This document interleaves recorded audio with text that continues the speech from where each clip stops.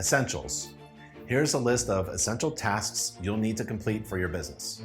Let's start with the first one, answer the phone. Answer the phone.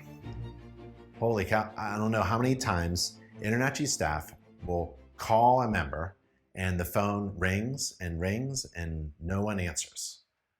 Well, you have to decide, are you in business or not, right? If you are, you have to answer the phone. Who is answering the phone? It has to be answered. And when you do answer it, smile.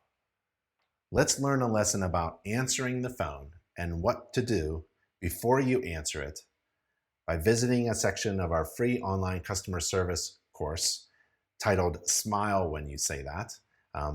That's the section of the customer service course. So your tone of voice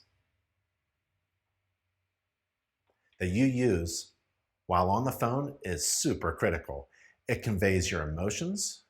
It provides evidence of your feelings. So be aware of your tone of voice at all times. Before you pick up the phone or before you have someone who's hired to pick up your phone, answers that phone, forget the last phone call or conversation you just finished and smile. Ring, ring, ring, ring, ring, ring, ring, ring. And then pick up the phone. It sounds silly, right? Your smile will be heard over the phone. You can soften or increase your tone of voice depending upon the situation. Soften it, particularly if the caller is experiencing a problem. Smiling when you're speaking is not difficult, and it makes a world of difference when communicating verbally. Try it. Stand straight, plant your feet, hold out your hand to shake someone else's, and smile and say hello. I think you picked a great day for a home inspection. My name is Ben Gromyko from Peach Inspections, or my name is Ben Gromyko from Big Ben Inspections, or my name is Ben Gromyko from InterNACHI, and I'm here to do your home inspection. It's great to meet you.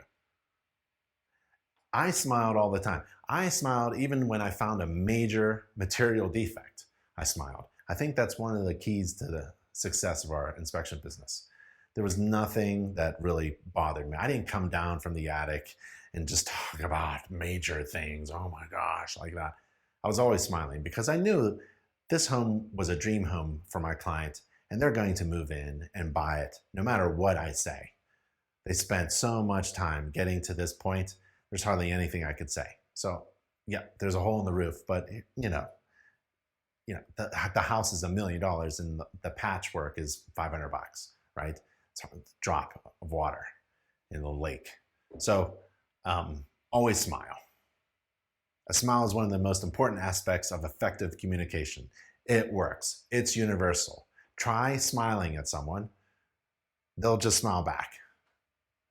It's just natural. Make it a habit to smile at someone when you're speaking with them.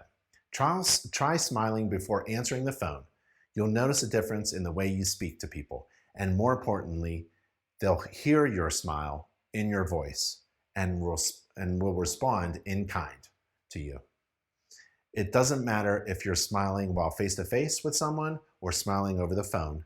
Your voice will actually sound much friendlier when you smile, and you want people to see and hear that smile. So that is a little task for you. Let's learn a little bit about your tone of voice too. And this again is in the Customer Service and Communications for Inspectors course, a free online course. How you say something is often more important than what you say. And that's critically important for home inspectors because we find problems and then we have to say those problems out loud. And so how you say your observation of a material defect is sometimes more important than what you are actually saying. Here's an exercise in verbal communication. Pretend you're asking the client the following question. Will you be attending the inspection? But first, use it in an excited tone of voice. Will you be attending the inspection? Or repeat the question and using an irritated voice. Will you be attending the inspection? Or try a bored, uninterested voice.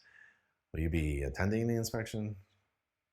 then try a worried or doubtful tone. Will you be attending the inspection? You can say the same thing in many different ways. What you're really communicating to your client depends upon your tone of voice. There's some research that has determined that nonverbal cues account for more than half of your message impact. The tone of your voice accounts for about a third, and the actual words we use accounts for only about 7% of the message overall impact. So remember, your tone of voice is important whether you're speaking to someone over the phone or face-to-face. People pay attention to how you say something more than what you actually say. If you have a heating system, if you have a hot water tank that is rusted and is leaking on the floor, that's about $1,000 repair, right? But how you say that defect is most important, is what is actually heard, not what you actually say. So beware of your tone of voice, especially during potential stressful situations. If a client is upset about something, use a tone of voice that is concerned and attentive. If a client needs your help, use a more excited and interested tone of voice. If you're face-to-face with somebody, pay attention to his or her non-verbal communication. That will help you adjust your tone of voice so that it's appropriate for the conversation. How you say something will be communicated more immediately and have a more lasting effect than the actual words that you use.